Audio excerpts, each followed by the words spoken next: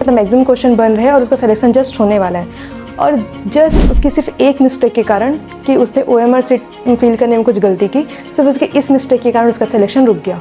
इस तरह की OMR सीट आप लोगों को क्वेश्चन पेपर के साथ प्रोवाइड की जाएगी। मैंने जस्ट एक सैम्पल के लिए लिया है, इसमें बहुत सारे इन्फॉर्मेशन रहेंगे। तो सबसे पहले टाइम मैनेज ना कर पाओ एग्ज़ाम टाइम में, तो कई बार ऐसा होता है कि आपसे लास्ट में आप जो रखे रहते हैं कि हम लास्ट में OMR सीट फिल करेंगे, टाइम कम पड़ने के कारण आप कई बार ऐसा होता है कि फिल नहीं कर पाते।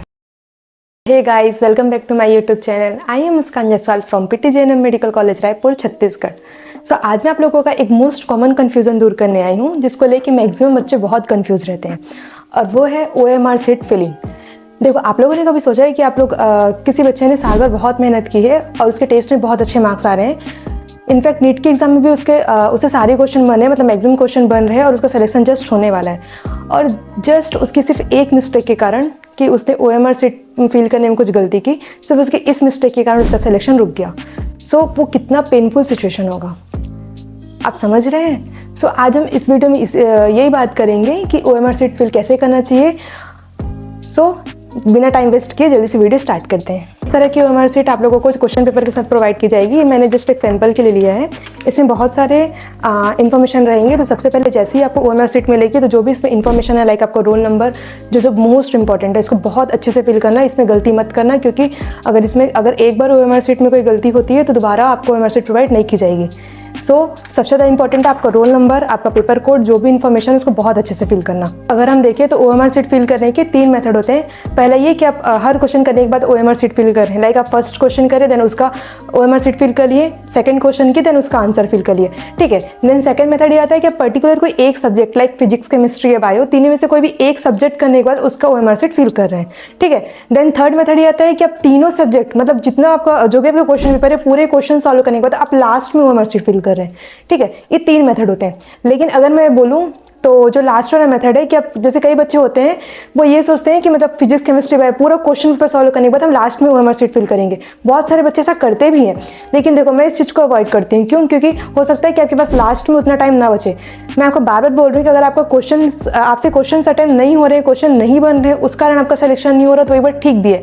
लेकिन आपसे सारे क्वेश्चन बनने के बाद अगर टाइम कम पड़ने के कारण या OMR फिल नहीं कर पाने के कारण आपका सिलेक्शन नहीं होगा, तो फिर वो बहुत पेनफुल होता है, ठीक है। तो लास्ट में कई बार ऐसा होता है, हो सकता है कि आपको क्वेश्चन पेपर थोड़ा लेंदी आ जाए, या फिर आप टाइम मैनेज ना कर पाओ एग्जाम टाइम में। तो कई बार ऐसा होता है कि आपसे लास्ट में आप जो रखे रहते हैं कि हम लास्ट में OMR सीट फिल करेंगे, टाइम कम पड़ने के कारण आप कई बार ऐसा होता है कि फिल नहीं कर पाते, OMR फिल नहीं कर पाते, ठीक है। तो ये वाला सिचुएशन मत आने देना। इसलिए मैं क्या करती थी, अगर मैं अपना बताऊं तो मैं अपना पर्टिकुलर कोई भी एक सब्जेक्ट करने के बाद OMR फिल करती थी। लाइक बायो के क्वेश्चन सॉल्व करती थी, फिर बायो का OMR फिल कर लेती थी मैं, ठीक है। फिर केमिस्ट्री सॉल्व करती थी, केमिस्ट्री का भी ऐसे आंसर फिल कर लेती थी। उसके बाद मैं फिजिक्स में क्या करती थी, फिजिक्स में मेरी स्ट्रेटेजी थोड़ी अलग हो जाती थी। फिजिक्स में मैं एक क्वेश्चन करती थी, फिर उसको OMR फिल कर लेती थी, सेकंड क्वेश्चन करती थी, फिर उसको OMR फिल कर लेती थी। ऐसा क्यों? क्योंकि लास्ट में टाइम बहुत कम, मतलब थोड़ा प्रेशर ज़्यादा हो जाता है, और फिर टाइम बहुत कम होने लगता है। मतलब लास्ट में इतना सफिशिएंट टाइम नहीं बचेगा कि आप प्रॉपर पूरा क्वेश्चन सॉल्व करो, उसके बाद फिर OMR फिल करो, इतना नहीं हो पाता है क्वेश्चन पेपर, क्योंकि कैसा आ रहा है आपको पता नहीं है, कितना लेंदी आ रहा है, कैसा आ रहा है आपको कुछ नहीं पता। तो मैं क्या करती थी, लास्ट में कोई भी पोर्सन, चाहे फिजिक्स अटेंड कर रहे हो, चाहे बायो या केमिस्ट्री, कोई भी सब्जेक्ट आप लास्ट में अटेंड कर रहे हो, उसका साथ ही साथ OMR फिल करते जाना। क्योंकि लास्ट में मेरे को ऐसा डर रहता था कि पता नहीं लास्ट में इतना टाइम बचे ना बचे कि मेरे से बनते हुए क्वेश्चन ना छूट जाए, ठीक है। तो ये मेरी स्ट्रेटेजी रहती थी कि पर्टिकुलर एक सब्जेक्ट करने के बाद फिल करती थी OMR सीट। बस लास्ट में जो मैं फिजिक्स जो था वो मेरा साथ फिल करते जाती थी। क्वेश्चन बन रहा है, तुरंत आंसर में फिल कर लेती थी OMR सीट में, ठीक है। तो इस तरह से आप कर सकते हो। लेकिन लास्ट में देखो ऐसा भी है, बहुत लोग ऐसा करते हैं कि पूरा क्वेश्चन पेपर सॉल्व करने के बाद लास्ट में OMR फिल करते हैं, लेकिन इसके लिए आपको बहुत प्रैक्टिस की जरूरत रहेगी। मैं तो अभी इतना भी बोल रही हूँ कि अभी आप जो भी टेस्ट पेपर सॉल्व कर रहे हो, क्वेश्चन पेपर सॉल्व कर रहे हो, जो भी क्वेश्चन सॉल्व कर रहे हो, आप साथ में जो आप अपना टाइमर लगा के सॉल्व करो, और इसमें OMR फिलिंग को भी इंक्लूड करो, क्योंकि बहुत इंपॉर्टेंट है ये OMR सीट फिल करना, बहुत इंपॉर्टेंट है। इसी से आपके सारे मार्क्स बनेंगे, इसी से आपका सिलेक्शन होगा, जिससे आपका सिलेक्शन रुकेगा भी, ठीक है। तो ये OMR फिलिंग वाली गलती मत करना। और इससे रिलेटेड जो भी आपको डाउट्स होंगे या जो भी आप मुझसे फिर कमेंट सेक्शन में पूछ सकते हैं। तब तक के लिए अच्छे से पढ़ते रहिए। Okay, bye.